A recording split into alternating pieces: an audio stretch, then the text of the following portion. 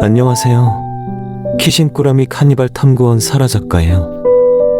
오늘도 이어서 전에 들려드렸던 피터팬 사라진 그림자를 계속 들려드릴게요. 그럼 오늘도 좋은 밤 되세요.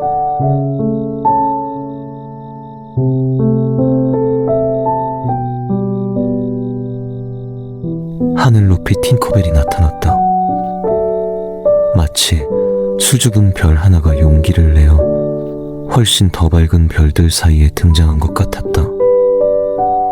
처음엔 황금빛으로 희미하게 깜박이던 그 작은 별은 점점 밝아지고 가까워지면서도 절대 더 커지지는 않았다.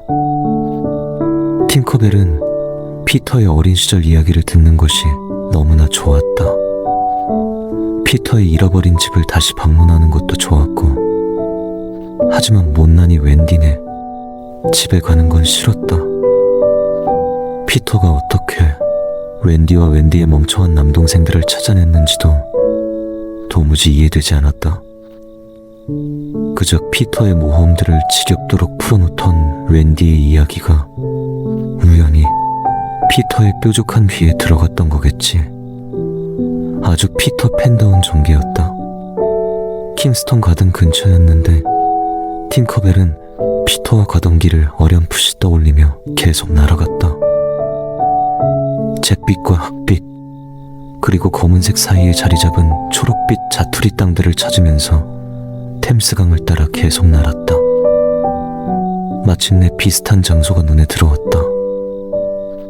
그런데 갑자기 불어온 상승기류가 팅커벨을 하늘 높이 띄우는 바람에 팅커벨은 공원 안에 착지했다. 공원 입구와 거리는 하늘에서 보는 것과 굉장히 달랐다. 다행히 이른 시간이라서 팅커벨이 도시를 둘러보는 동안 거리에는 거의 아무도 없었다. 한 소녀가 몇 걸음마다 어깨 너머를 돌아보면서 급하게 걷고 있었다. 팅커벨은 혹시 웬디가 아닌가 해서 서둘러 소녀에게 다가갔지만 웬디가 아니었다. 가까이서 보니 소녀의 원피스는 형편없이 낡고 두 눈동자는 겁먹은 듯 흔들리고 있었다. 두 남자가 소녀를 향해 노골적으로 걸어갔다. 팅커벨의 눈에도 아주 좋아 보이는 옷을 입은 남자들이었다. 에가즈, 저거 물렌루 댄서 아니야? 네가 엄청 좋아했던? 한 남자가 그 소녀를 가리키며 큰 소리로 웃었다. 소녀는 옷깃을 여미고 남자들을 재빨리 지나치려고 했다. 하지만 다른 남자가 손을 뻗어서 그녀를 멈춰 세우고는 위아래로 훑어보았다. 아니, 하나도 안 닮았네. 그래도 부탁드립니다. 저를 보내주세요. 전 그냥 집에 가는 길이에요. 무슨 나쁜 짓을 하고 가는 길인지 내가 좀 알아야겠는데? 그리고 집이라고? 너를 기다리는 사람이 있기는 하니? 멀쩡한 소녀들은 침대에서 자고 있을 시간인데. 첫 번째 남자가 콧방귀를 뀌며 말했다. 제발 그냥 보내주세요. 그녀가 애원했다. 그 남자가 그녀의 뺨을 만지려고 손을 뻗는 모습을 보고 팅커벨의 두 눈이 휘둥그레졌다. 자신이 무슨 일을 하는지 알아차리기도 전에 팅커벨은 순식간에 그 두 사람 사이로 날아가서 그 남자의 눈에 요정가루를 뿌려버렸다. 그 남자는 미친 사람처럼 울부짖으며 얼굴을 긁었고, 또 다른 남자는 놀라서 뒷걸음질을 쳤다. 그 소녀는 달아나면서 자신을 구해준 불가사의한 존재에게 소리 없이 입 모양으로 감사의 인사를 건넸다. 팅커벨도 곧 공원을 떠났다. 해가 떠오를수록 사람들의 움직임도 많아졌다. 가로등들은 모두 꺼졌고 사람들이 밖으로 나와 빗자루로 거리를 쓸고 서둘러 상점들로 들어갔다. 팅커벨은 눈에 띄지 않게 사람들의 머리 위에서 윙윙거리며 특정한 키의 젊은 여자들을 찾아다녔다. 하하, 저기 있다. 굉장히 눈에 익은 푸른 원피스 차림의 젊은 여자가 서점으로 들어가더니 기침을 하며 서점 주인이 너무나 웬디다운 모습이었다. 팅커벨은 그녀가 정말로 웬디인지 확인하기 위해 아래로 내려갔다. 첫 번째 소녀보다는 훨씬 더 웬디와 비슷했다. 실례지만 책에 대해 물어볼 것이 있는데, 그 소녀가 부드럽게 말했다. 아니, 그 소녀도 못생긴 웬디가 아니었다. 못생긴 웬디는 말할 때 수줍어하지 않으니까. 우리 책들은 네가 읽기에는 너무 고상하고 지적이야. 네가 읽을 수나 있을지 모르겠다. 어디서 왔지? 서점 주인은 읽던 책에서 눈도 떼지 않고 말했다. 부모님은 바베이도스 출신입니다. 저는 영국에서 태어난 영국 시민이고요. 그럴 리가. 내 서점에서 당장 나가주렴. 하지만 나가, 지금. 아니면 경관을 부를 테니. 여기는 너 같은 부류를 환영하지 않는다. 그 소녀는 한숨을 쉬고 고개를 흔들며 혼란스럽고 부글거리는 마음으로 팅커벨도 밖으로 나왔다. 잠시 숨을 고르며 생각을 정리한 다음 가까이에 있던 몇 마리의 쥐들에게 제안했다. 서점에서 값이 나가는 책들을 잘게 찢어서 편안한 보금자리를 마련하면 아마도 굉장히 좋을 것 같다고. 팅커벨의 제안에 동의한 쥐들은 날쌔게 흩어져 아주 많은 친구들을 데리고 서점으로 향했다. 웬디가 이런 세상에서 살았단 말인가? 남자들이 소녀를 해치려고 드는, 소녀가 아무리 정중하게 물어봐도 사람들이 무시하는, 사람들이 소녀에게 소리를 지르는, 소녀를 비웃는. 그래서 못생긴 웬디가 남동생들에게 이야기를 들려주며 하루 종일 집안에만 있었던 걸까? 팅커벨은 그런 생각들을 털어내기 위해 고개를 저었다. 팅커벨은 마을을 깨끗하게 비우기 위해 공중으로 날아올랐다. 바깥으로 점점 더 넓게 빙빙 돌며 런던의 지붕들과 굴뚝들과 첨탑들을 훑어보았다. 노곤한 태양이 연기와 안개 속으로 기어들어갈 때쯤 마침내 팅커벨이 몇 년 전에 기억했던 다락방의 박공을 찾을 수 있었다. 하지만 그녀가 피터와 함께 이야기를 듣던 때와 다르게 창문들이 닫힌 채로 단단히 잠겨 있었다. 팅커벨은 얼굴을 찌푸리고 이리저리 날아다녔다. 작은 손등으로 창문 유리를 신경질적으로 두드려 보기도 했다. 하지만 아무도 없었다. 팅커벨은 작은 열쇠 구멍 속에 머리를 들이밀며 문을 두드렸다. 그때 마치 그녀의 노크 소리에 대답을 하듯 안쪽에서 문을 긁는 소리가 들려왔다. 문이 천천히 그리고 무겁게 안쪽으로 열리면서 팅커벨이 달린 가족의 집 안으로 굴러 들어갔다. 사람은 없었고 오직 개뿐이었다. 그 개가 나나가 크고 슬픈 눈으로 팅커벨을 쳐다봤다. 팅커벨은 나나를 무시하고 계단으로 올라갔고 나나는 요정을 따라갔다. 여기였다. 못생긴 웬디가 동생들에게 이야기를 들려주는 동안 팅커벨과 피터가 밖에서 들여다보고 엿들었던 바로 그곳. 그때 팅커벨의 눈에 반쯤 열린 책상 맨 위에 서랍이 들어왔다. 팅커벨은 곧장 날아가 자신의 불빛으로 모든 구석들을 비춰보았다. 하지만 피터의 그림자는 없었다. 팅커벨은 3명의 아이가 놀이방에 모여있고 나나는 근처에서 어슬렁거리고, 가구와 장난감들은 비스듬히 놓여있던 과거의 모습을 떠올렸다. 하지만 이곳은 미묘하게 그리고 낯설게 변해 있었다. 화나있던 팅커벨에게 두려움이 밀려왔다. 팅커벨이 주저하듯 딸랑거리며 나나에게 물었다. 멍멍. 팅커벨과 개의 소통은 완벽하지 않았다. 그래서 나나가 해적들에 대해 무슨 이야기를 했지만 정확히 알아들을 수 없었다. 팅커벨은 잠시도 머뭇거리지 않고 최대한 빨리 떠났다.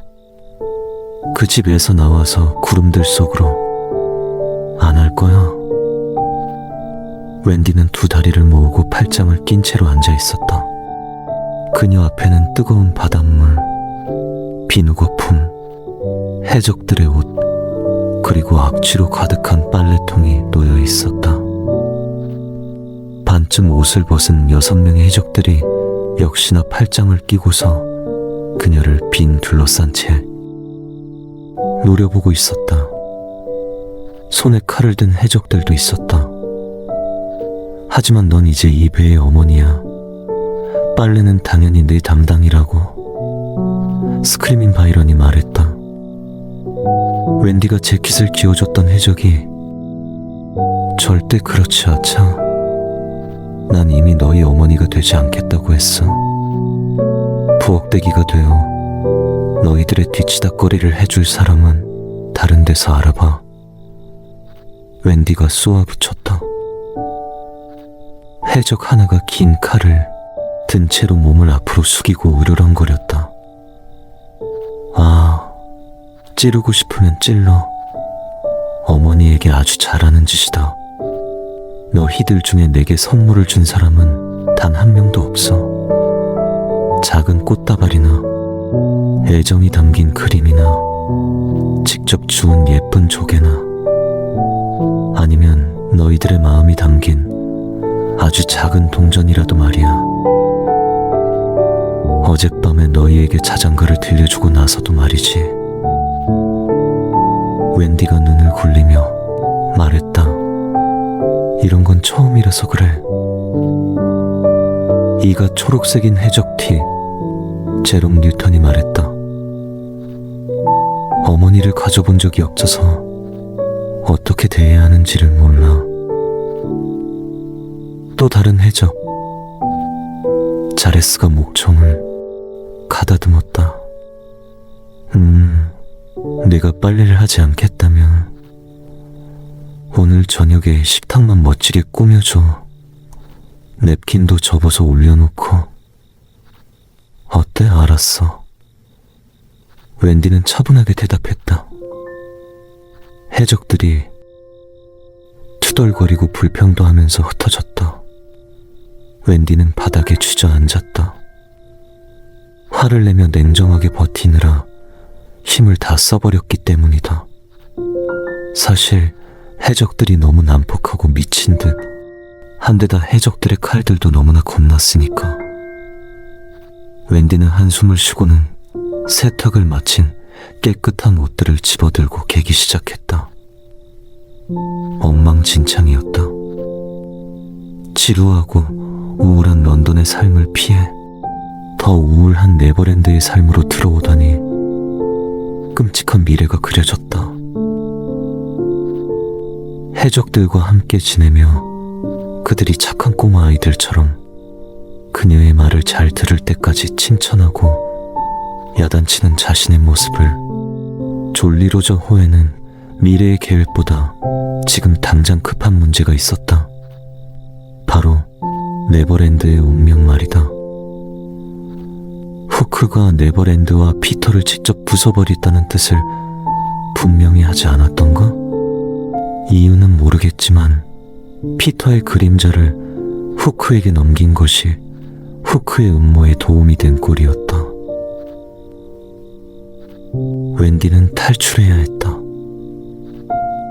웬디가 옷이 담긴 바구니를 들고 선원들의 선실들로 가는데 후크가 그녀 곁으로 재빨리 다가왔다. 오늘 아침은 좀 어떠셨소, 어머니? 음흉한 미소를 지으며 그가 물었다.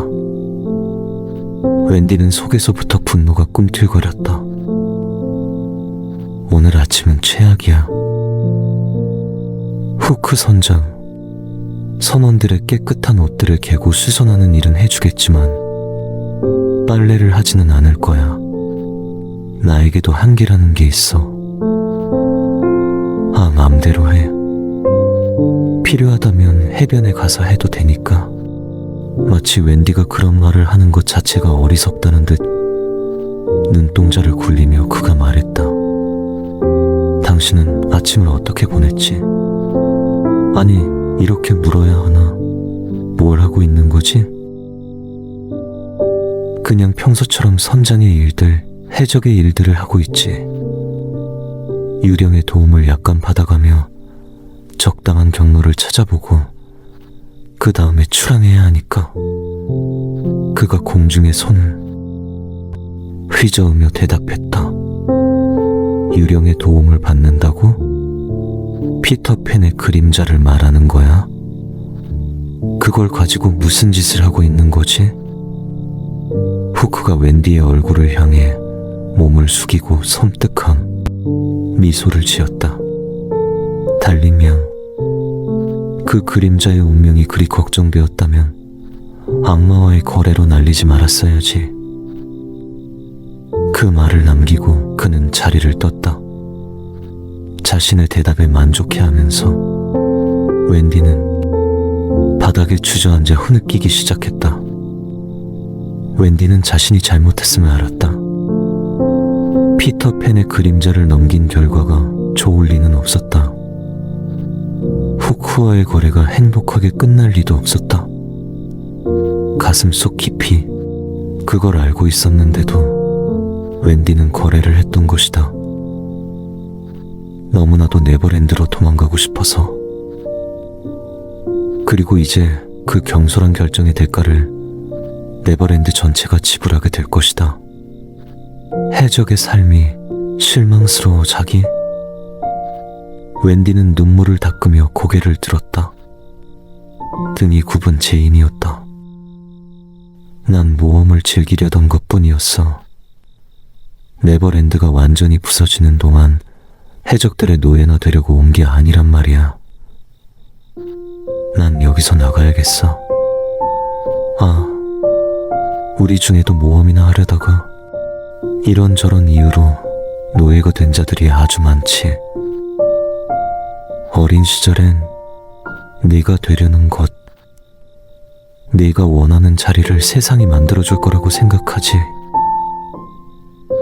그러다가 아이들의 세상보다 어른들이 세상에 훨씬 더 많은 제약이 있다는 걸 알게 돼 모험을 할 여유는커녕 자신의 생각조차 줄어든다는 것도 알게 되고.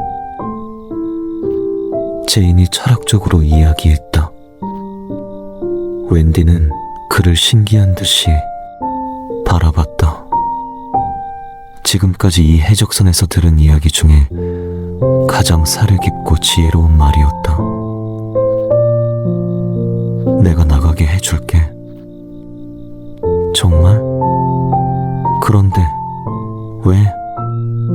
왜냐하면 우리 중에는 늘 도망치는 사람이 있고, 여기가 뻔한 곳인 줄 알면서도 머무는 사람이 있고, 자신에게 걸맞은 모험을 감당하기 위해 세상과 맞서 싸우는 사람도 있으니까.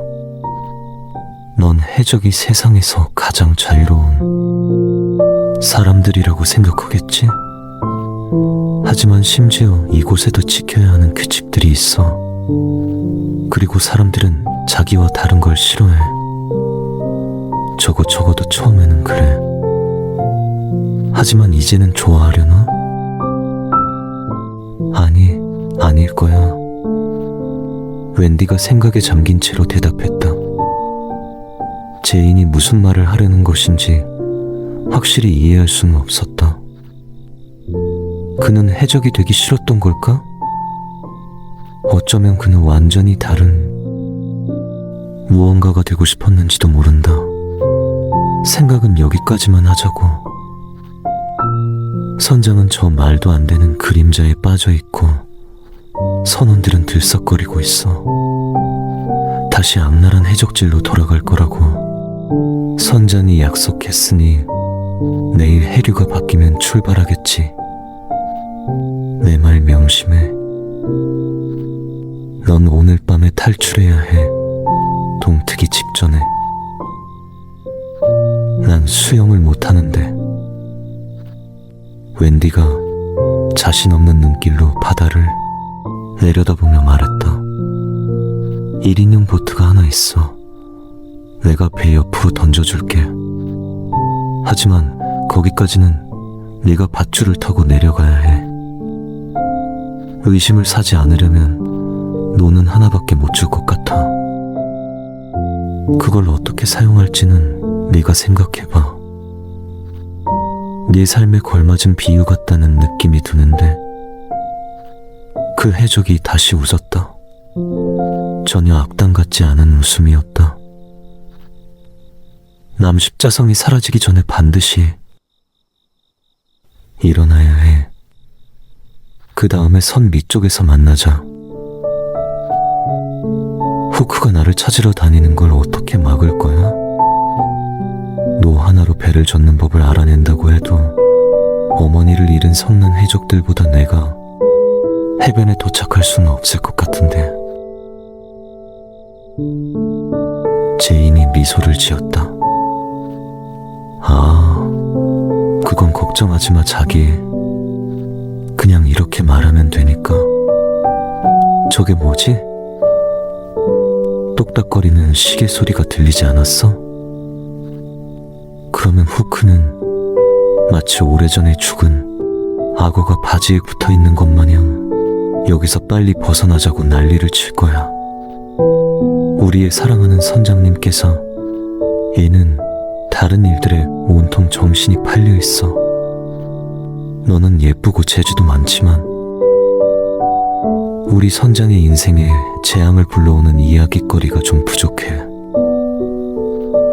그는 더 큰 먹잇감을 쫓고 있는데 말이야. 더 큰 먹잇감? 뻔하잖아? 그 그림자를 이용해서 피터팬을 잡으려는 거잖아. 그런 허튼 짓거리는 오래전에 그만둔 줄 알았는데. 한숨을 내쉬며 제인이 말했다. 그런데 그의 1등왕 회사 스미시는 괜찮을까? 그는 후크 선장에게 굉장히 충성스러운 사람인 것 같던데? 네 계획을 모두 눈치채고 후크에게 얘기하는 거 아니야? 그 해적은 이 말을 듣고 그냥 웃더니 멀어져 가면서 박장대소를 했다. 기분 좋은 웃음은 아니었기 때문에. 구해주겠다는 제안을 받았는데도 웬디는 어딘가 불편했다. 웬디는 깨어있기 위해서 책에서 읽었던 방법대로 했다. 바로 잠자기 전에 물을 몇 리터 들이켜는 것. 선원들은 갑판 아래 선박 창고 사이에 웬디의 침실을 마련해 주었다. 그리고 고맙게도 아주 좋은 해먹을 걸어주고 쿠션이 될 만한 것을 가져다 주었다. 그녀는 오늘 밤에도 그곳에서 부드럽게 흔들리는 해먹에서 적당히 기분 좋게 잠이 들어버리고 말았다. 완전히 깜깜한 어둠 속에서 눈을 번쩍 떴을 때 웬디는 시간이 전혀 지나지 않은 느낌이 들었다. 그녀 위쪽에서는 잠든 해적들로 가득한 배에서 나는 끔찍하고 불편한 소음들이 들려왔다. 코 고는 소리, 몸을 뒤척이는 소리, 돌아눕는 소리, 잠꼬대를 하는 소리, 끙끙대는 소리, 말로 표현할 수 없는 다른 소음들까지. 웬디가 최대한 소리 없이 해목 밖으로 나왔다. 그리고 그녀의 가죽 배낭, 이제는 이상한 물건들과 잡동사니들과 해적의 보물이 가득 담겨 있었다을 메고 사다리를 올라갔다. 까치발을 들고 걸었지만 그럴 필요는 없을 것 같았다. 작은 파도에 출렁거리면서 배 자체가 마치 유령의 집처럼 덜그럭거리고 삐걱거렸으니까. 웬디는 몸을 덜덜 떨면서 마침내 갑판 위로 나왔다. 신선한 공기와 쏟아질 듯한 별들이 반겨주는 것 같았다. 하늘을 자세히 살펴본 웬디는 마침내 남십자성을 찾았다. 남십자성은 이미 가짜 새벽 속으로 치고 있었다. 네버랜드의 하늘이 현실의 하늘과 비슷해야 하는 건 아니잖아. 웬디가 생각했다. 진짜 런던의 하늘은 안개에 가려져서 별이 보이는 밤이 거의 없고, 또 남십자성은 당연히 북쪽 하늘에 없는 편이었으니까. 뒤쪽에 돛대가 거대한 보초병처럼 우뚝 서 있었다. 웬디는 조심스럽게 돛대 꼭대기의 망대를 쳐다봤지만 아무도 없었다. 웬디는 난간으로 천천히 다가가 아래를 내려다보았다. 바로 밑에 선장의 숙소에 달린 발코니가 있었다. 조용히 잘했어, 아가씨. 웬디 뒤에서 목소리가 들렸다. 웬디가 몸을 돌렸다. 제인이었다. 그런데 그가 고개를 흔들며 말을 이었다.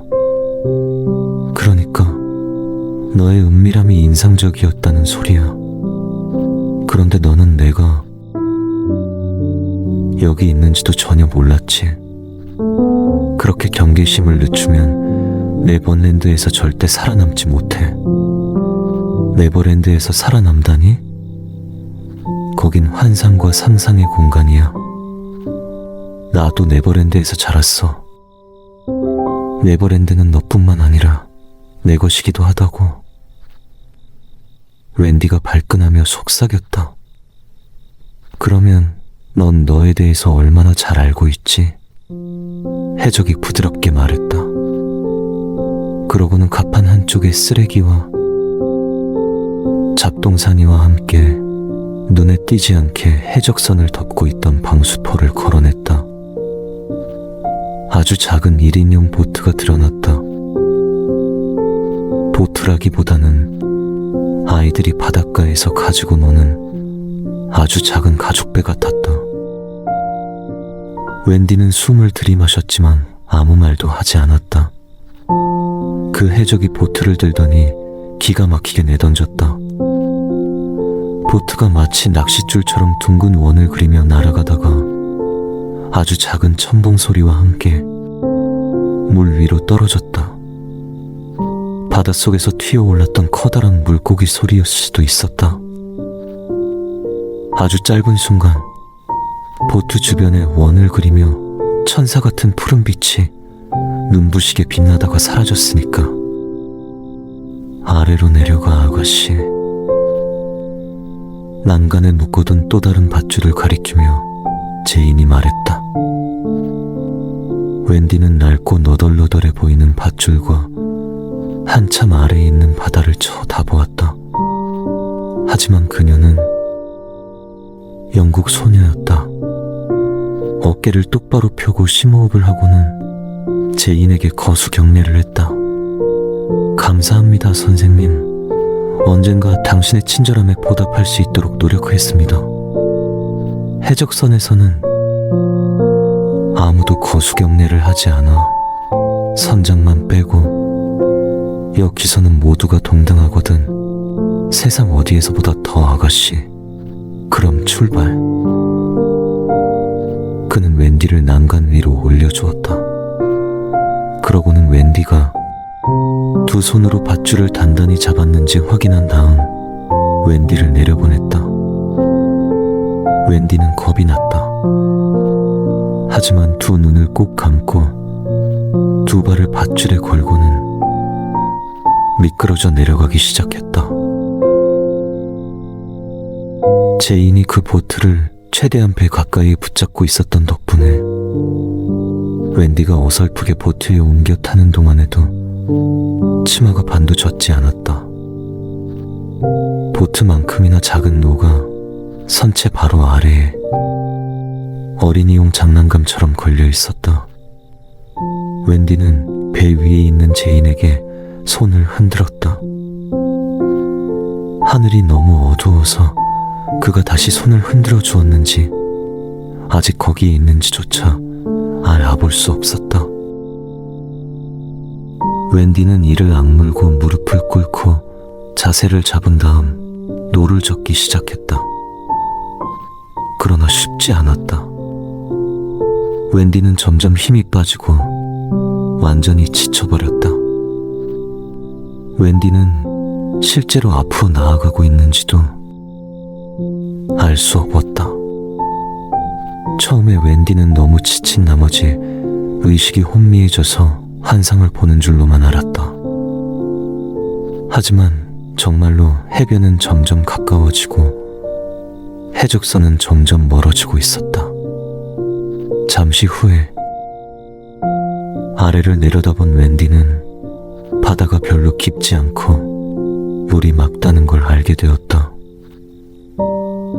그녀는 부츠를 벗어서 양쪽 부츠끈을 서로 묶은 다음 목에 걸었다. 조심스럽게 스타킹도 벗어서 목에 둘렀다. 그런 다음 치마를 올려잡고 물속에 발을 담갔다. 바닷물은 전혀 차갑지 않았다. 바닷물을 걷어차며 해변까지 걸어갔다. 눈에 보이지도 않을 만큼 작은 물고기들이 그녀 앞에서 달아나고 있었다. 태양이 보랏빛 구름들을 뚫고 모습을 드러내자 햇빛이 살아 움직이듯 기묘하게 해변 위에 번졌다. 약하고 하얀 빛으로 시작된 햇빛은 강하고 노랗게 변해갔다. 웬디가 마지막으로 뒤를 돌아보았다. 배와 웬디, 끝없이 평평하게 펼쳐진 바다와 해변 위에 유일하게 솟아있는 두 존재는 서로를 대견해야 하는 것 같았다. 웬디는 다시 몸을 돌리고 땅 위에 발을 디뎠다. 파도 소리가 희미해지기 시작하면서 저 멀리 건조한 야자나무들이 흔들리고 바스락거리는 소리가 주변을 가득 채우기 시작했다. 웬디가 네버랜드에 도착한 곳이다. 사각거리는 해변 모래는 완벽한 황금빛이었다. 웬디는 두 발의 발가락들이 모래를 느끼며 웃기며 꼼지락대는 모습을 보면서 섬을 향해 걸었다. 해변과 정글이 만나는 곳 중간쯤에는 그림 속에서 나올 법한 난파선이 있었다. 웬디는 균형을 잡기 위해 휘어진 야자나무를 단단히 붙잡고 난파선 위로 기어 올라가서는 새로운 왕국을 살펴보았다. 남쪽과 서쪽으로 페그레그 포인트가 보였다. 악명과는 다르게 너무나도 아름다웠다. 가장자리를 감싸고 있던 반짝거리는 옥색의 작은 파도들도 기분 좋게 철썩거리는 것 같았다. 눈에 보이지 않는 북동쪽이 인어의 석호일 테고 그 너머가 사악한 해골섬이겠지. 구멍처럼 숭숭 뚫린 해골섬의 동굴들에는 해적 그림자를 팔아버린 웬디의 행동에 화가 났던 것이다. 피터는 그림자를 원하지 않았어. 웬디는 스스로에게 그리고 자신의 그림자에게 투덜거렸다. 웬디는 난파선에서 뛰어내려 만의 가장자리에 서 있던 나무들을 향해 걸어갔다. 자신의 그림자가 어떻게 행동하든 신경 쓰지 않으려고 애를 쓰면서 그때 마치 환영 같은 낯선 오두막 하나가 모습을 드러냈다. 곰이 가까운 살아있는 나무 줄기나 덩굴로 엮은 초록색의 고치 같은 모양이었다. 입구에는 꽃들을 엮은 격자가 마치 출입문처럼 걸려 있었다. 웬디는 너무나 기뻐서 눈물이 왈칵 쏟아졌다. 그건 바로 웬디의 상상 속의 집이었던 것이다. 웬디가 머뭇거리며 발걸음을 옮겼다. 웬디의 그림자가 정글을 가리키며 내키지 않는 듯이 몇 번이고 뒤로 끌어당겼지만 웬디는 무시하고 집으로 들어갔다. 그러고는 곧바로 어둠 속에서 웬디를 향해 미친 듯이 짖어대며 달려드는 무언가에 부딪혀 넘어졌다. 누나. 웬디가 기뻐하며 소리를 질렀다. 새끼 늑대. 처음에 만들었던 이야기 속에서 웬디가 구출했던 녀석이었다. 오, 루나.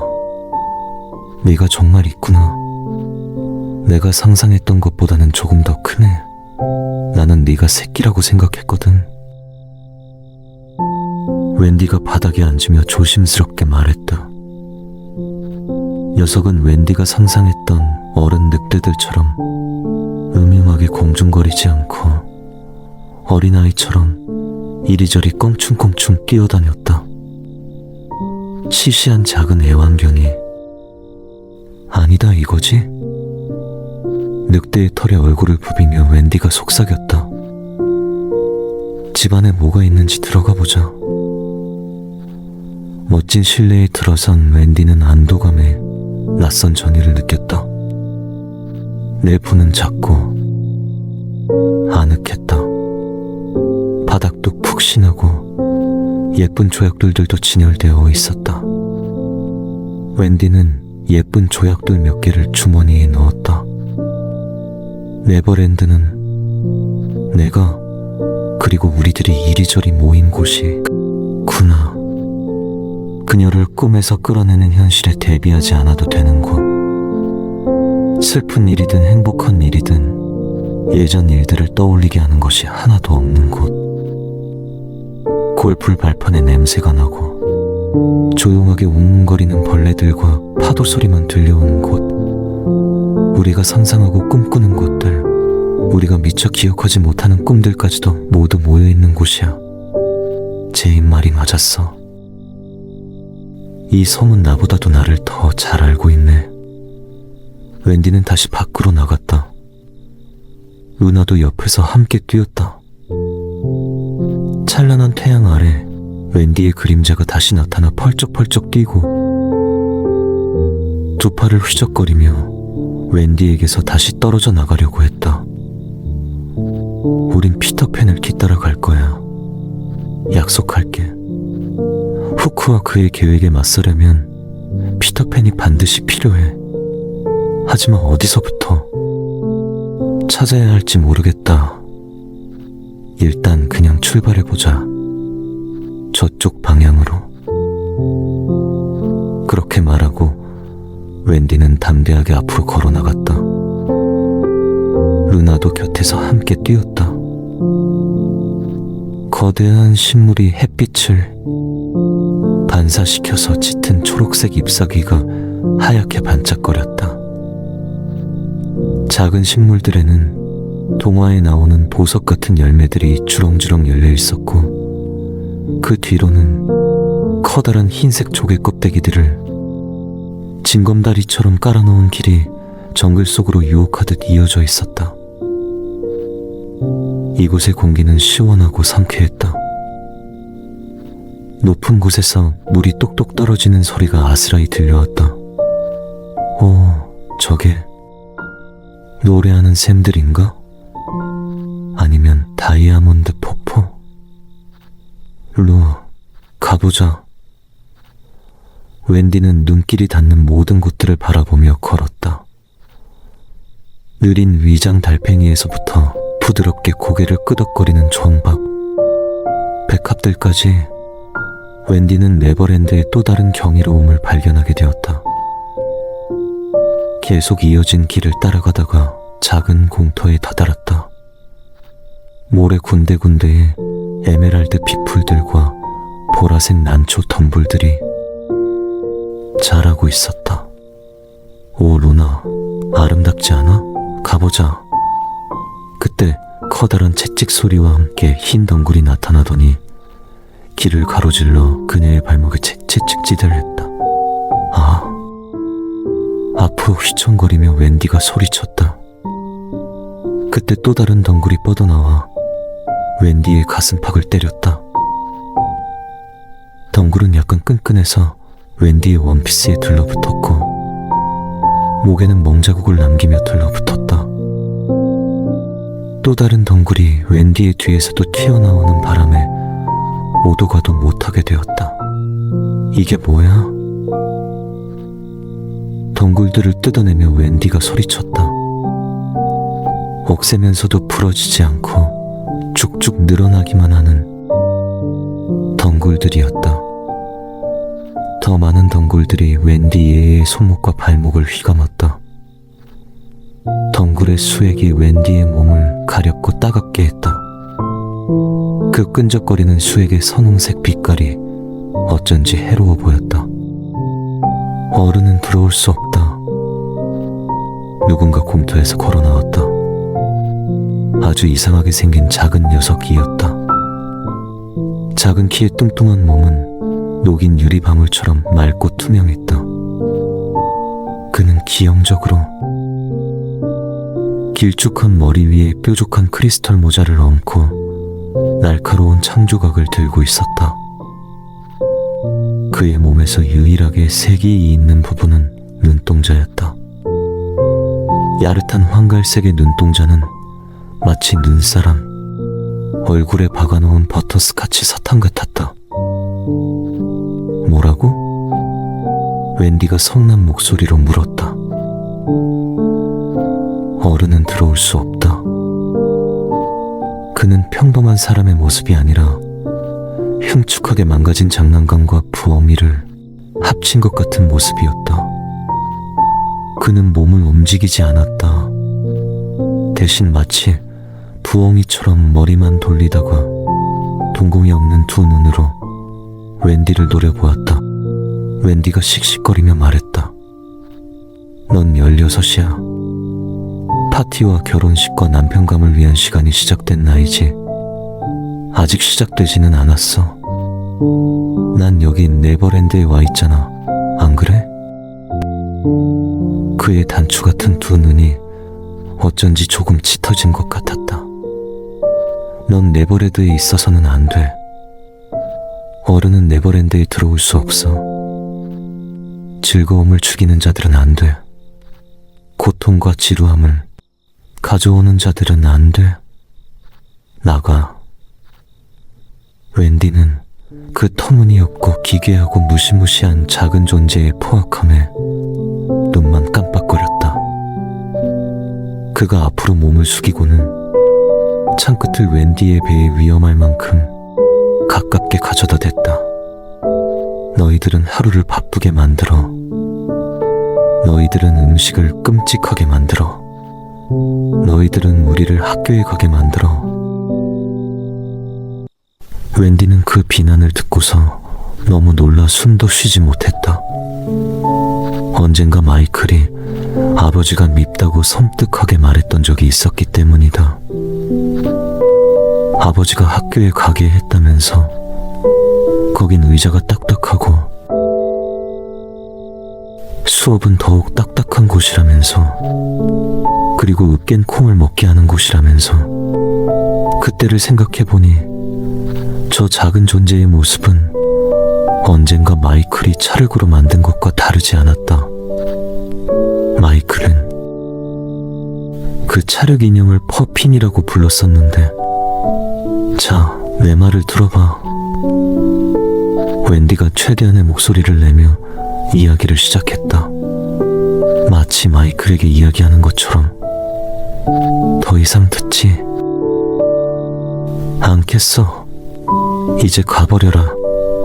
영원히 영원한 곳으로. 그가 미친 듯이 소리를 지르면서 팔을 뻗어 작은 창을 던지려고 했다. 하지만 루나가 훨씬 빨랐다. 루나가 그 흉측한 녀석에게 달려들었다. 루나가 발톱으로 그의 투명한 표면을 긁었지만 작고 희미한 소음만 날 뿐 상처가 나지는 않았다. 루나는 그의 살을 물어뜯지도 못하고 목에서 미끄러졌다. 그 녀석이 루나에게 신경을 쓰는 동안 웬디는 덩굴에서 몸을 빼낼 기회를 잡았다. 최대한 몸을 앞뒤로 움직이고 팔과 다리를 최대한 멀리 뻗었다.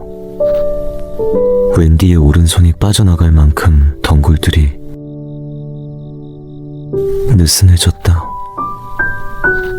웬디는 곧바로 주머니에 손을 넣어 오두막에서 가져온 돌을 잡았다. 그리고 그의 배를 향해 돌을 던졌다. 돌 끝이 그의 피부를 강타하면서 엄청나게 큰 균열들이 벌어지기 시작했다. 그 균열들은 마치 유리창의 서리처럼 반짝거리면서 빠르게 그의 몸 전체로 번져갔다. 그가 입을 커다랗게 벌리면서 창을 떨어뜨렸다. 몸 전체로 균열이 퍼지자 그의 팔이 꼭두각시나 태역 장난감처럼 맥없이 흔들리다가 결국 그의 몸이 터져버렸다. 그의 몸에서 터져나간 반짝거리는 조각들이 햇빛을 받으며 사방으로 날아갔다. 웬디는 몸을 움츠리며 얼굴을 가렸다. 웬디의 살갗에 닿은 파편들은 곧장 녹으면서 웬디의 핏방울과 함께 바닥으로 흘러내렸다. 세상에, 잠시 놀랐던 웬디가 정신을 차리고 덩굴들을 뜯어냈다. 끈끈하고 따끔거려서 손을 대기 불쾌했지만 이제는 방해꾼도 없었기에 힘들지는 않았다. 그 덩굴들은 언젠가 새 아이들이 해적들에게 납치되었다며 마이크를 묶었던 어머니의 스타킹과 이상하리만큼 비슷했다. 심지어 색깔까지도 어머니의 마지막 스타킹인가? 루나가 콩콩 찢었다. 동의한다는 소리 같았지만 확실하지 않았다. 저 녀석은 정말로 나를 죽이려고 했을 거야. 웬디가 중얼거리며 손을 뻗었다. 그 늑대는 웬디에게 필요한 것이 무엇인지 알아채고는 곧바로 웬디에게 달려가 몸을 기대주었다. 후크 선장이 이곳의 유일한 악당일 거라고 생각했는데, 그런데 지금 나는 존재하는 줄도 몰랐던 악당과 내 동생이 자신의 보호자로 만들어냈던 존재와 만났잖아. 내 이야기들은 모두 완벽하게 확실하고 단순한데 말이야. 웬디는 나무들과 나뭇잎들, 하늘 땅을 둘러보았다. 나뭇잎에 아주 작은 인맥들에 이르기까지 웬디가 상상할 수 있었던 것보다 훨씬 더 자세하고 세밀했다. 웬디가 동생들에게 이야기를 들려주지 않는 동안에도 네버랜드는 만들어지고 있었던 것이 분명했다. 모두들 각자 상상을 하고 있었던 것이다. 네버랜드는 그저 어린 시절 꿈들이 모인 단순한 장소가 아니야. 시스보 쌍둥이에게 엄청 화를 내던 어린 존을 떠올린 순간 웬디의 얼굴이 공포에 질렸다. 존이 여자애들은 절대 마르지 못하게 해야 해 라며 으르렁댔던 기억이 떠올랐기 때문이다. 존의 마음이 여자애들만을 위한 끔찍한 공간을 네버랜드에 만들어 두었을까? 우린 스스로 경계해야 해. 이곳은 방심할 수 없는 곳이야. 내가 상상했던 것보다 훨씬 더 까다로워. 내가 예상했던 위험들만 있는 게 아니라고. 내 남동생들이 무슨 끔찍한 상상을 했을지 누가 알겠어? 웬디가 원피스를 툭툭 털어냈다. 하늘 위의 태양이 조금 이동했다. 네버랜드가 영원할지 어떨지는 몰라도 어쨌든 이곳에도 밤은 찾아왔다. 여전히 시간은 존재하니까 결정을 해야만 했다. 하지만 어디로 가야 하지? 당연히 이너의 소코였다. 웬디 이야기 속에서 피터팬은 종종 인어들을 찾아가곤 했기 때문이다. 어쩌면 그곳에서 피터를 찾을 수도 있고, 아니면 친절한 주민들에게 도움을 받게 될지도 모른다. 해적들을 상대로 하는 바다의 전쟁에서는 인어들이 굉장히 도움이 될 것이다. 어쩌면 가는 길에 요정들을 만날지도 모르고, 네버랜드의 힘센 작은 주민들 말이다. 그래, 인어가 먼저야. 그 다음엔 요정들. 그런데 어디서 찾지? 진짜 네버랜드답게 웬디의 질문에 답이 곧바로 나타났다. 순식간에 요정 하나가 웬디의 가슴팍으로 날아온 것이다. 후크 선장은 그의 선실에서 정신없이 서성거리고 있었다. 분노로 가득 채운 좁은 선실이 그의 거친 몸짓과 펄럭거리는 옷자락 때문에 더욱 답답해 보였다. 말을 해. 빌어먹을 말을. 그래야 전부 끝이 나지. 후크는 포로에게 욕을 해댔다. 피터팬이 있는 곳을 말해라. 피터를 잡으면 너는 넣어줄 테니. 피터팬의 그림자는 온몸을 비틀면서도 입을 열지 않았다. 그림자의 다리는 실크줄로 단단히 묶여 있었고, 두 팔 역시 길게 잡아당겨진 채로 묶여 있었다. 꿈틀대기도 하고 몸을 부풀려 보기도 하면서 어떻게든 빠져나오려고 애를 쓰고 있었다. 그때 이제 막 잠잠해진 정막 한가운데서 작게 똑딱거리는 소리가 나기 시작했다. 멀리서 약하게. 후크의 눈썹이 이마 끝까지 올라갔다. 그는 서류들과 의자들을 옆으로 던지며 선실 밖으로 뛰쳐나가 난간으로 달려갔다. 그가 안도의 한숨을 내쉬었다. 사쿠가 돛대에 부딪히는 소리일 뿐이었다. 그런데 딱 그는 휘청거리며 난간에서 뒷걸음질 치며 손으로 귀를 막았다. 똑딱 똑딱. 아니야. 지금은 안 돼. 그가 정신없이 가판을 위아래로 뛰어다니며 소리쳤다. 난 피터의 그림자를 넘겨받았다고. 그걸로 피터를 잡기만 하면 그 녀석이 보는 앞에서 그 녀석이 좋아하는 모든 것을 박살내버릴 수 있어. 이제 거의 끝났단 말이야.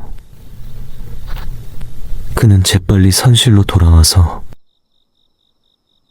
거칠게 문을 닫았다. 시간이 별로 없다. 알아듣겠어? 넌더리 나는 악어가 내게 오고 있다고. 그러니 말을 해, 제기랄. 후크가 그림자에게 소리쳤다. 말을 할 줄 모르는 거 아닐까요? 방구석에서 선장의 발작이 끝나기를 조용히 기다리고 있던 스미가 말했다. 당연히 말할 줄 모르지. 그림자니까. 그래도 손짓을 하거나 뭔가를 적을 수는 있잖아. 내가 빌어먹을 널빤지도 줬다고. 그런데 거들떠보지도 않았어. 자신의 1등 항해사를 향해. 눈썹을 치켜뜨며 후크가 욕을 했다. 아마 아마 쓸 줄도 모르나 보죠. 피터팬이 글자를 모를 수도 있고, 피터팬이 읽을 줄은 알아요? 그놈이 책 같은 걸 들고 있는 걸 본 적이 없어. 글쎄, 그건 정말로 아주 좋은 지적이야, 스미씨. 딱하게도 무식한 피터팬은 아마 자기 이름도 쓸 줄 모를 거야. 무지한 놈 같으니. 그렇다면 선장님의 시간을 낭비할 필요도 없겠네요. 쓸모없고 어리고. 그러니까 완전히 무식한 애네요. 완전 얼간이. 전혀 상대가 안 되네요. 그 녀석은 그냥 잊으시는 게 어때요? 네버랜드도 있고요. 여기서 나가서 무역선을 찾거나 해안 마을이나 터시죠. 좋았던 옛 시절처럼. 난 피터가 도망치게 내버려 두지 않을 거다. 이번엔 내게서 빠져나게 두지 않을 거야. 하지만 선장님, 그러다간 영원히 끝나지 않을 거예요. 결국엔 항상 그놈이 선장님을 이겨먹고 도망쳐버리잖아요. 그만 멈출 때가 온 것 같은데. 스미씨는 마치 어머니가 아이를 달래듯 부드럽게 지적했다. 나는 그놈을 잡고 싶어. 그놈은 내 손을 가져갔다고. 내게서 가장 중요한 걸 가져갔어. 입술을 파르르 떨며 후크가 속삭였다. 스미씨가 후크의 등을 두드리며 말했다. 가장 중요한 부분은 아니죠. 선장님의 갈고리는 엄청 수만하잖아요. 안 그래요?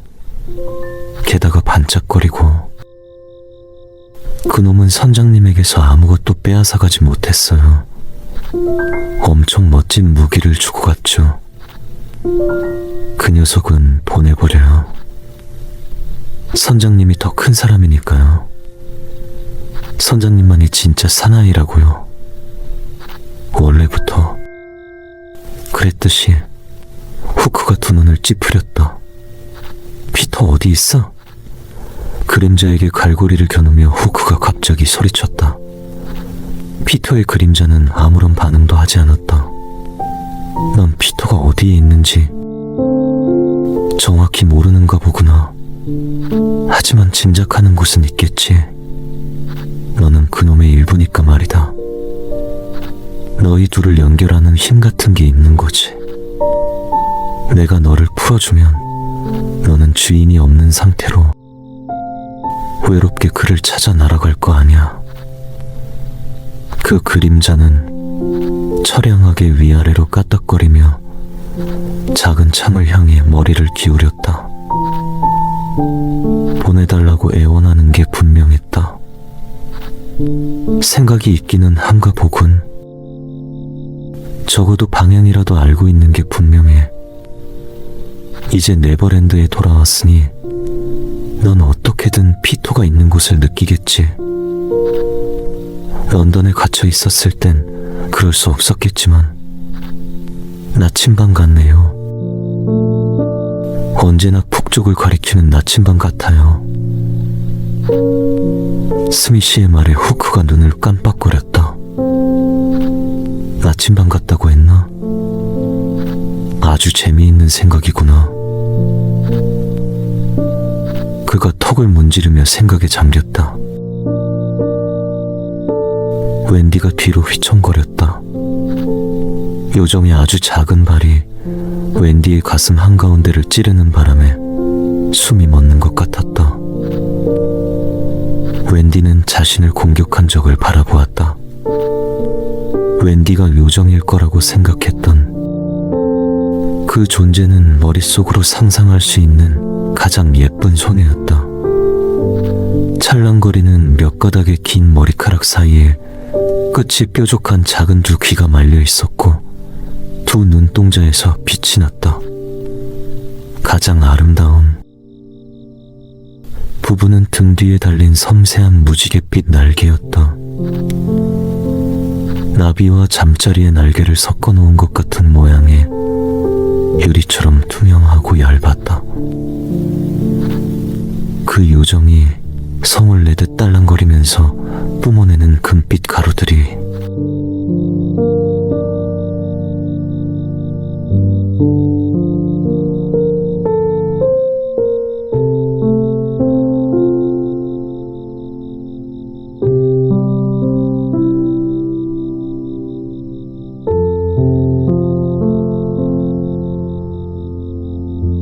생각했지만 자세히 들여다보니 신발에는 아무것도 달려있지 않았다. 그 소리는 요정의 온몸에서 나는 것 같았다. 괜찮니? 웬디의 말에 딸랑거리는 소리가 더 집요해졌다.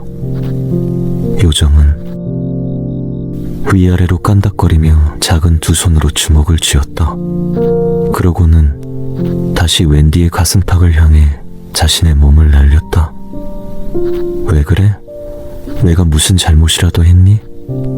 웬디가 차분하게 물었다. 요정이 갑자기 바닥으로 뚝 떨어졌다. 그녀가 내뿜던 빛도 흐려졌다. 왜 그래? 요정은 땅 위에 서서 바닥을 가리켰다.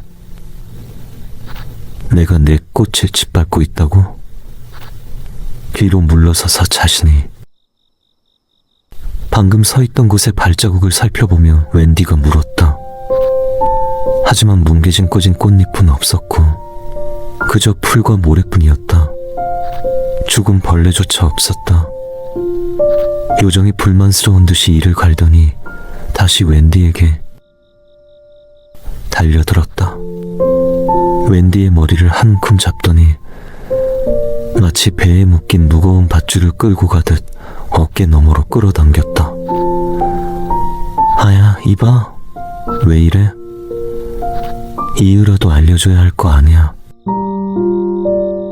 웬디는 요정의 손에서 머리카락을 빼내려고 애를 쓰면서 비틀비틀 공터 안으로 깊숙이 끌려 들어갔다. 그러자 요정이 웬디의 머리카락을 놔주고는 바닥으로 내려섰다. 그림자구나. 피터팬이. 요정이 천천히 그리고 확실하게 고개를 2번 끄덕거렸다. 웬디가 한숨을 내쉬었다. 예상보다 훨씬 빨리 와버렸던 것이다. 자신의 선택에 발목을 잡히기 전에 네버랜드에서 좀 더 시간을 보내기를 바랐는데 이제 나한테 없어. 요정의 두 눈이 휘둥그레졌다. 요정이 다시 움직이기 시작했다. 여기에 오는 대가로 후크 선장에게 넘겼어.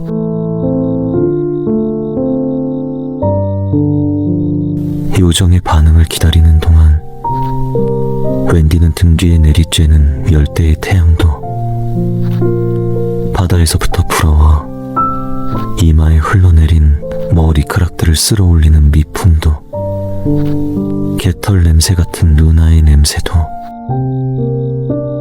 전부 느낄 수 있었다. 믿을 수 없을 만큼 요정의 눈이 커지더니 그녀가 다시 웬디에게 돌진했다.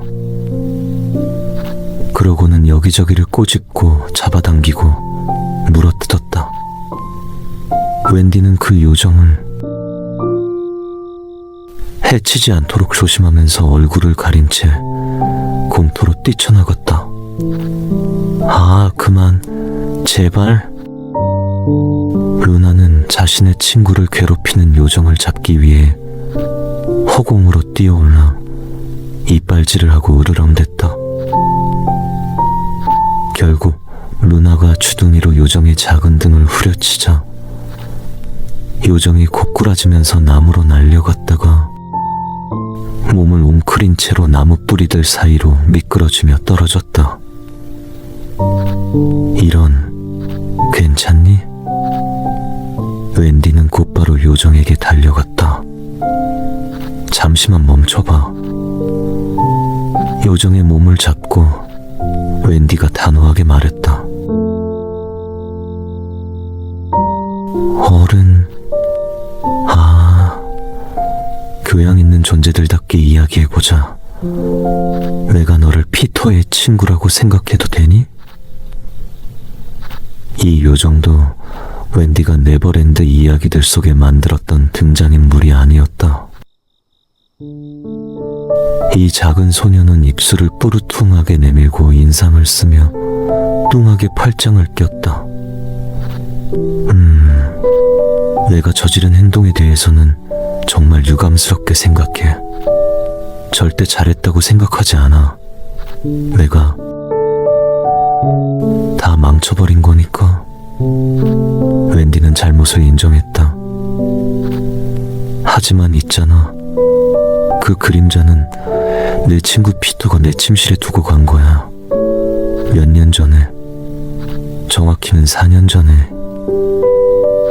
요정이 눈을 깜박거렸다. 그래, 4년 동안 난 피터가 돌아오기를 기다리면서 그림자를 안전하게 보관하고 있었어. 하지만 피터는 돌아오지 않았어. 요정은 불편해 보였다. 4년 동안이나 기다렸다고. 매일 밤마다 피터에 대한 이야기를 들려주고 피터를 생각하며. 그러다가 마이클과 존은 학교에 다니게 되었고 난 홀로 기다렸지. 그래도 피터는 오지 않았어. 웬디는 자신이 너무 불쌍하게 그려지지 않게 노력했다. 난 꽤 실망했던 것 같아. 삶은 그냥 그렇게 따분하고 우울했지. 그러다가 부모님께서 나를 먼 아일랜드로 보내기로 결정하신 거야. 부모님은 내가 괜찮은 직업을 가진 남자를 만나 정착하거나 먼 곳에서 독신녀 가정교사 되길 바라신 거지. 하지만 난 어느 쪽도 마음에 들지 않아. 화가 났던 것도 있고 요정은 궁금하다는 듯 딸랑거렸다. 글쎄, 내가 정말로 원하는 게 뭔지 모르겠어. 분명한 건 네버랜드를 보고 싶다는 거지. 웬디는 요정을 잡고 있던 손에서 힘을 빼며 손가락을 펼쳤다. 모험도 하고 싶고 난 글쎄 다른 일들을 하고 싶어. 절대로 남은 일생 동안 해적선에서 빨래나 하지는 않을 거야. 내가 저지른 일은 부끄럽게 생각해. 정말 나쁜 행동이었어. 하지만 피터는 자신의 그림자를 별로 그리워하지 않았던 게 분명해. 절대 가지러 오지 않았던 걸 보면 요정이 다시 화를 내며 딸랑거렸다. 웬디의 손바닥에서 날아올라가더니 자그마한 손으로 또다시 주먹을 불끈 쥐었다. 알았어, 저기. 다시 시작하기 전에 2가지만 말할게. 첫째, 난 내가 저지른 일을 바로잡을 거야. 어떤 대가를 치르더라도 지금 당장. 요정은 의심스럽다는 듯 얼굴을 찌푸렸다. 진심이야. 그리고 둘째, 어쩌면 더 중요한 것일 수도 있는데 내 행동으로 지금 네버랜드는 위험에 처해 있어. 후크 선장이 섬 전체를 파괴하려는 것 같아. 우린 후크를 막아야 해. 그리고 피터도 찾아야 하고. 이 일에 피터와 그의 그림자가 어떻게든 연관되어 있어. 나는 무슨 수를 써서라도 이 2가지를 해낼 거야. 요정이 눈을 가늘게 떴다. 그러고는 고개를 끄덕였다. 딱 한 번만. 그럼 우리 갈까? 내가 마지막으로 봤을 때 해적들은 북쪽으로 가고 있었어. 해안을 따라서. 난 그들을 막기 위해서는 도움이 필요하다고 생각하는데 혹시 요정들은 더 없니? 인어들도 도움이 될 텐데.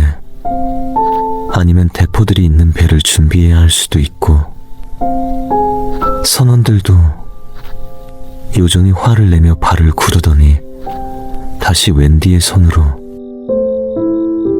내려와 정글을 가리켰다. 무슨 말인지 요정은 불만스러운 듯 으르렁거렸다. 그러더니 햇빛으로 눈을 보호하듯 손으로 가리고 먼 곳을 보면서 누군가를 찾는 듯한 몸짓을 보여주었다. 뭔가를 찾은 신용을 하고는 과장된 몸짓으로 그 상대를 향해 다가갔다. 그런 다음 그의 손을 잡고는 날아오르는 신용을 했다. 아, 넌 피터팬을 먼저 찾고 싶은 거구나. 웬디가 말했다. 피터를 찾아서 그를 데리고 그의 그림자를 찾으러 가자는 거지? 요정이 신나게 고개를 끄덕였다. 짧은 순간이지만 웬디가 이해했다는 사실에 정말로 기뻐하는 게 분명했다. 그런데 네버랜드의 시간이 얼마나 남아있는지 몰라. 넌 피터가 어디 있는지 아니? 요정이 어깨를 으쓱하고는 분노한 표정으로 두 팔을 뻗어 네버랜드 전체를 가리켰다. 하지만 해적을 상대하려면 다른 데도 도움을 요청해야 하지 않을까? 요정은 팔짱을 끼고 오만하게 두 눈을 감은 채 고개를 저었다. 피터팬이 함께 한다고 해도 우리끼리 해적들 전체를 상대할 수는 없어. 요정이 고개를 돌리고 콧방귀를 뀌었다. 이건 어때? 가서 피터를 데려오자. 잃어버린 소년들이 있는 곳부터 찾으면 어떨까? 피터는 늘 그 무리들과 함께 있잖아. 그러니까 아마 그 애들과 함께 있거나 아니면 그 애들이 피터가 있는 곳을 알고 있을 거야. 만약 피터가 거기 없으면 해적들과의 전쟁에 함께 해줄 마음이 있는지 그 애들에게 물어볼 수도 있고. 어때? 요정이 입술을 뿌르퉁하게 내밀고 의심스럽게 쳐다봤다. 어쩐지 웬디가 속임수를 쓰려는 것 같다고 생각하는 것처럼. 하지만 웬디의 제안에 별다른 이상한 점은 없었다. 그래서 고개를 끄덕였다. 마지못해서 좋아, 그럼 가자. 요정이 총알처럼 피어올랐다. 금빛방울이 핀 소리를 내며 하늘 높이 날아가더니 사라져버렸다. 난 날 수가 없는데. 웬디가 중얼거렸다. 그럼 난 그냥 걸어가지 뭐. 웬디는 옷매무새를 가다듬고 루나를 바라봤다. 갈까? 내 생각에 교수용 나무는 북쪽에 있는 것 같아. 아니, 북쪽에서 살짝 동쪽에. 아무래도 덤불숲을 헤치고 가야겠구나. 덤불을 쳐낼 칼이 없는 게 아쉽네. 그늘지고 약간은 위협적인 덤불 속으로 발을 내딛자마자 멀리서 딸랑거리는 소리가 들려왔다. 황금색 불빛이 맹렬한 기세로 날아오다가 마치 당황한 유성처럼 웬디 앞에 갑자기 멈춰섰다. 그러더니 화를 내며 위아래로 맴돌았다. 요정은 빛을 뿜어대면서 두 발을 서로 맞대고 하늘을 가리켰다. 난 날 수가 없잖니. 거기서 만나야 할 것 같아. 난 너보다 훨씬 오래 걸릴 거야. 요정은 화를 내다가 터져버릴 것 같았다. 얼굴이 새빨개지고 작은 두 손은 사납게 움켜쥔 갈고리처럼 변했다. 어깨도 목 주변까지 한껏 올라갔다. 아, 뭐라고? 가쁜 비명 소리와 함께 요정이 웬디를 향해 날아왔다. 웬디는 두 손으로 얼굴을 감쌌다. 아무런 일도 없었다. 꼬집히거나 물리는 느낌이 들지 않자 웬디는 조심스럽게 두 손을 내렸다. 요정은 웬디 주변을 날면서 요정 가루를 웬디에게 뿌리고 있었다. 웬디는 너무나 기뻐하며 두 팔을 높이 들었다. 섬세한 금가루들이 떨어지다가 그녀의 피부에 닿았다. 금가루가 닿는 부분이 공기처럼 느껴졌다. 활기가 넘치고 열정이 생기고 공중에 뜬 기분이 들었다. 와, 요정 가루. 이 가루가 나를 날게 해주는 거야. 작은 요정이 팔짱을 낀 채로 고개를 끄덕였다. 마치 자신이 제대로 가루를 뿌렸는지 확인하듯 웬디를 샅샅이 살펴보면서 그러고는 다시 고개를 끄덕이고 만족해하며 하늘로 올라갔다. 웬디가 두 팔을 들었다. 마치 바람이 된 듯한 기분이었다. 좋아, 간다. 웬디의 발은 땅을 단단히 디디고 있었다. 그런데 웬디가 당황해서 소리쳤다. 요정이 다시 아래로 내려와서 두 손으로 웬디의 왼쪽 엄지손가락을 잡고 끌어 당기는 순간 웬디는 몸이 가벼워지는 것을 느꼈다. 요정도 그걸 느꼈던 게 분명했다. 바로 그 순간에 날갯짓을 하면서 웬디를 위로 잡아당기며 뒤로 날고 있었으니까. 아, 된다. 웬디가 소리쳤다. 그 순간 네버랜드의 모든 것이 웬디가 늘 상상하던 대로 바뀌었다. 웬디는 무엇이든 할 수 있었다. 푸른 하늘, 끝없이 좋은 일들로 가득한 미래.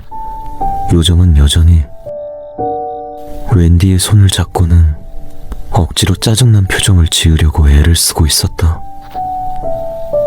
그런데 뭘 더 하라는 거야?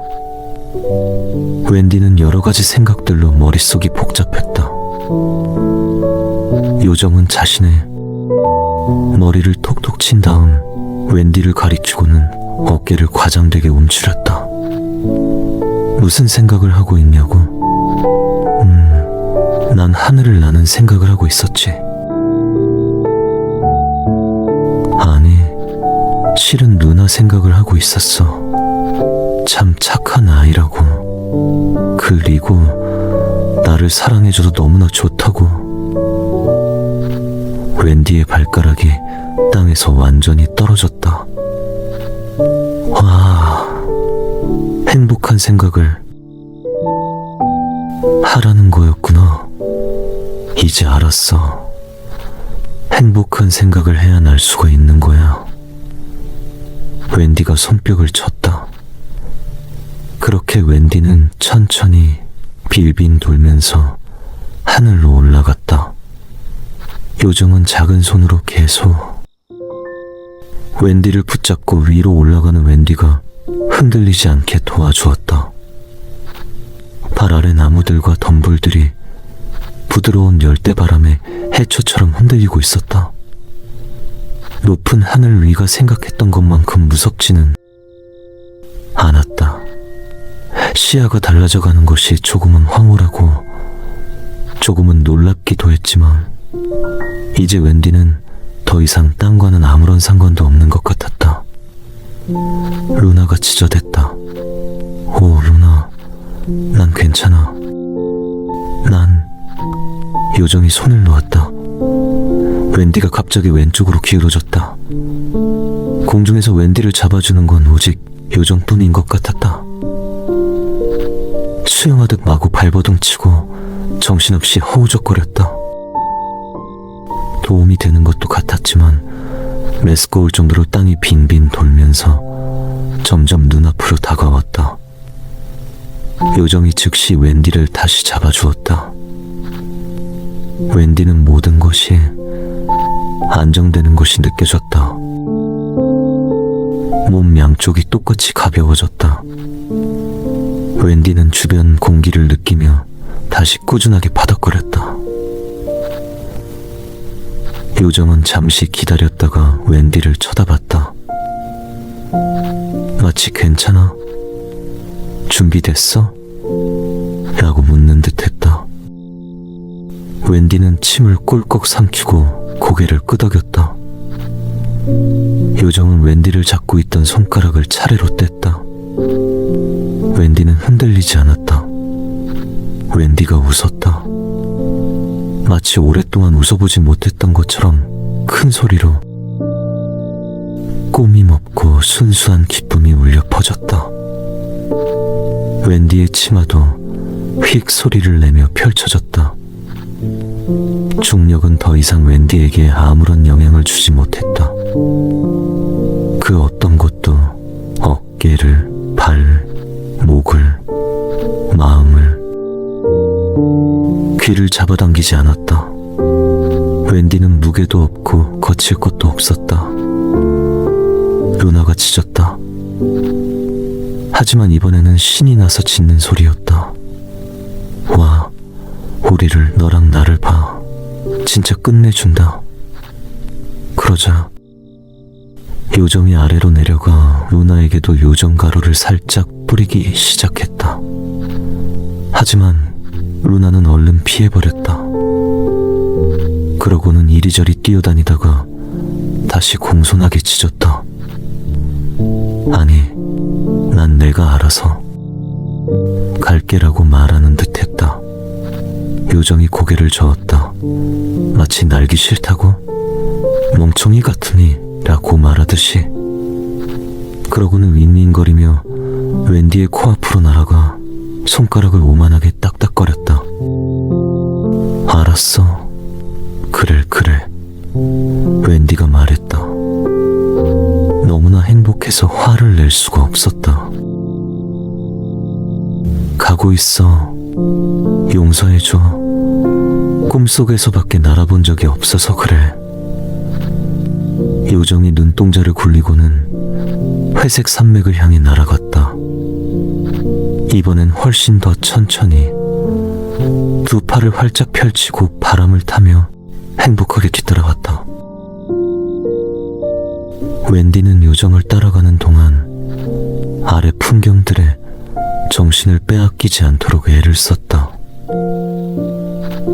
웬디가 상상했던 것과 똑같은 풍경들도 있었고 미묘하게 다르거나 완전히 다른 풍경들도 있었다. 먼 북서쪽은 잘 보이지 않았다. 어쩌면 이야기에 묘사되거나 등장한 적이 없어서 저렇게 안개에 가려져 있는 건지도 몰라. 웬디는 생각했다. 남쪽으로 보이는 흉측한 벌거숭이. 언덕 하나는 어떤 이름일지 짐작이 갔다. 존이 만들어낸 걸까? 아니면 마이클이? 아니면 다른 아이들이? 그런데 잠깐, 그 아이들은 누굴까? 웬디는 불현듯 궁금해졌다. 저 아래에서는 루나가 정글 속으로 사라졌다가 다른 오솔길 위에 다시 나타나면서 달리고 있었다. 그리고 하늘을 나는 둘에게 시선을 고정하다가 그들의 그림자들을 향해 짖기도 했다. 요정은 벌써 섬의 중심을 향해 내려가고 있었다. 이곳 사악한 숲은 확실히 북방계 식물들로 채워져 있었다. 낯익은 소나무와 참나무 잎사귀들이 차갑고 습한 그림자들을 드리웠다. 관목들이 우거진 공터가 보였다. 무섭지는 않지만 아주 오싹한 분위기였다. 공터 한가운데 자리 잡은 초대형 고사목에 뒤틀리고 부러진 가지들이 하늘을 움켜쥐려는 뼈다귀들처럼 보였다. 마치 죽은 지 100년이 지나도록 여전히 운명과 싸우고 있는 것 같았다. 그 나무 주변의 잔디와 잡초들은 뭉개져서 마른 갈색으로 변해 있었다. 이 나무 둘레의 동서남북에는 마치 보초병들처럼 다른 대형 나무들이 서 있었는데 모두 굉장히 생기가 넘쳤다. 지나칠 정도로. 웬디는 천천히 지면을 향해 내려갔다. 몸이 휘청거리며 두 발이 거의 동시에 땅에 닿았다. 루나, 루나. 언덕 아래 남쪽 어딘가에서 대답하듯 짖는 소리가 들려왔다. 아직은 멀리 있었다. 알았어. 좀 이따 봐. 웬디는 맨발로 공터를 돌았다. 주변에 살아있는 나무들을 조심스럽게 살펴보다가 곧바로 뭔가를 발견했다. 나무 기둥들에 묶여있던 거대한 매듭들 주위로 의심스러운 검은 틈들이 있었던 곳이다. 사람 크기의 구멍들이 나무 뿌리에서부터 올라와 있었는데 가장자리가 이상하리만치 매끄러워 보였다. 마치 오래 사용해서 다른 것처럼 그렇게 감쪽같이 숨어있는 것도 아니네 뭐. 웬디가 중얼거렸다. 웬디가 똑똑해서가 아니라 누구라도 이곳 뭔가 이상하고 지나치게 왕래가 잦은 곳이라는 사실을 알아차릴 수 있었을 텐데도 해적들은 정말 피터팬의 은신처를 찾지 못했던 걸까? 실제로 찾아보기는 했던 걸까? 웬디는 약간 의기양양해져서 어깨를 으쓱하고는 새침하게 문을 통과했다. 그렇게 마음을 놓았던 탓에 바닥이 아래로 빠지면서 단단하고 울퉁불퉁한 경사로를 따라 내려가다가 머리를 바닥에 찧었을 때 훨씬 더 많이 놀랐다.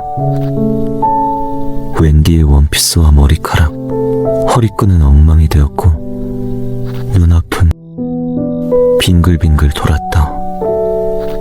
그래도 굉장히 의기양양해 보이는 요정이 팔짱을 낀 채로 앞에서 맴돌고 있는 모습은 알아볼 수 있었다.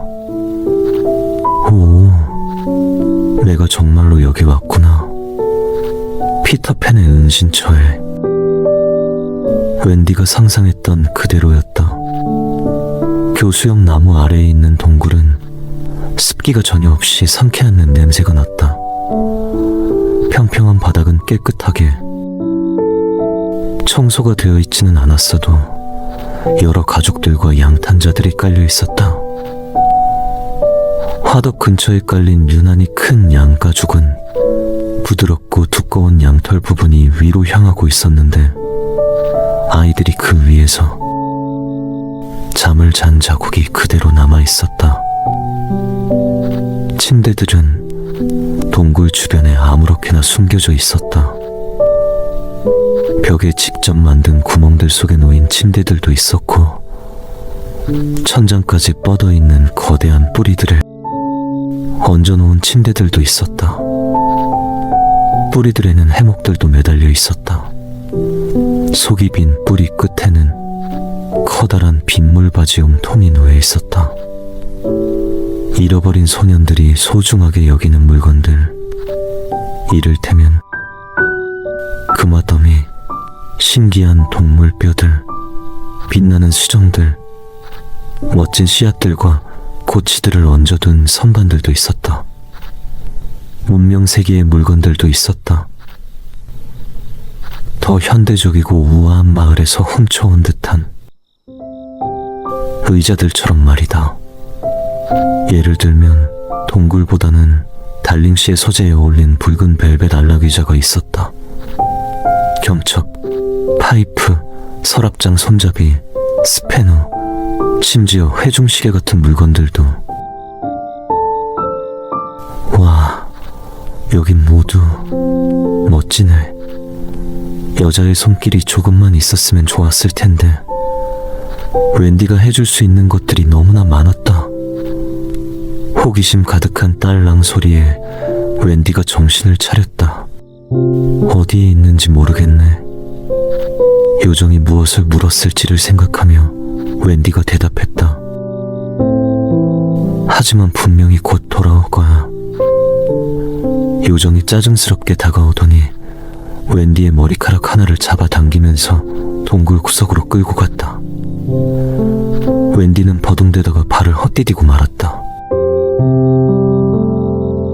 그럴 필요까지는 없자. 와. 요정이 웬디를 놓고는 벽에 걸린 밝은 금색과 핑크색의 실크 벽걸이를 잡아당겼다. 그 뒤에 있던 요정만의 개인 공간이 모습입을 드러냈다.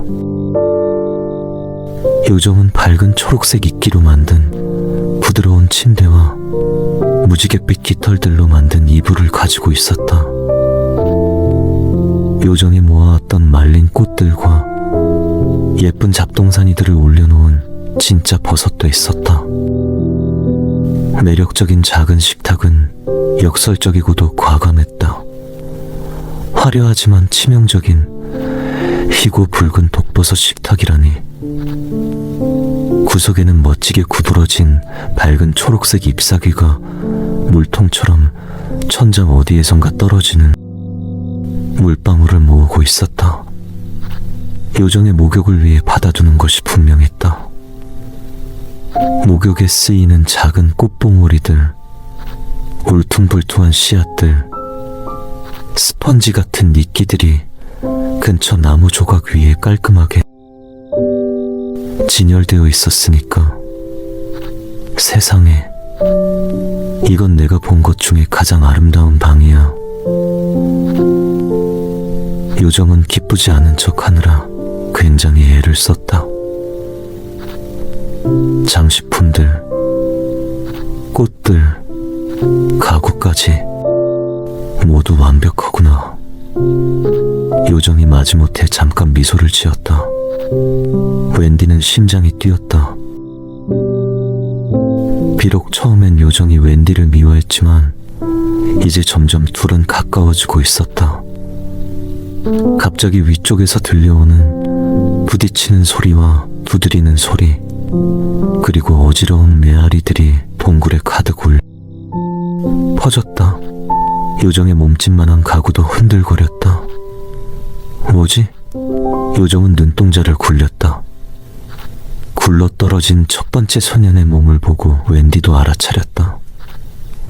잃어버린 소년들이 집으로 돌아온 것이었다. 소년들은 터널의 경사로를 따라 내려와 깔끔하게 착지한 다음 몸을 폈다. 이 소년들은 피터가 고아원에서 구출해낸 아이들이었다.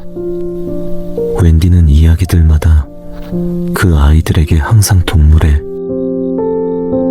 가죽을 입혀놓았었다. 그래서 이 소년들도 동물의 가죽을 걸치고 있었다. 첫 번째로 나타난 소녀는 진짜 곰 가죽을 걸치고 곰의 발톱을 장갑처럼 손이에 덮고 있었다. 두 번째로 들어온 소녀는 가장 키가 컸는데 여우꼬리를 달고 선홍색 코트를 입었다. 그는 챙을 두 갈래로 나눠서 여우 귀처럼 만든 펠트 모자를 쓰고 있었다. 검은 장갑을 끼고 얼굴에 검은 가면을 붙인 쌍둥이들도 있었다. 그들은 헐렁한 회색 멜빵 바지에 줄무늬 털꼬리를 붙이고 있었는데 윗옷은 입지 않은 상태였다. 웬디는 그 쌍둥이들이 어떤 동물들일지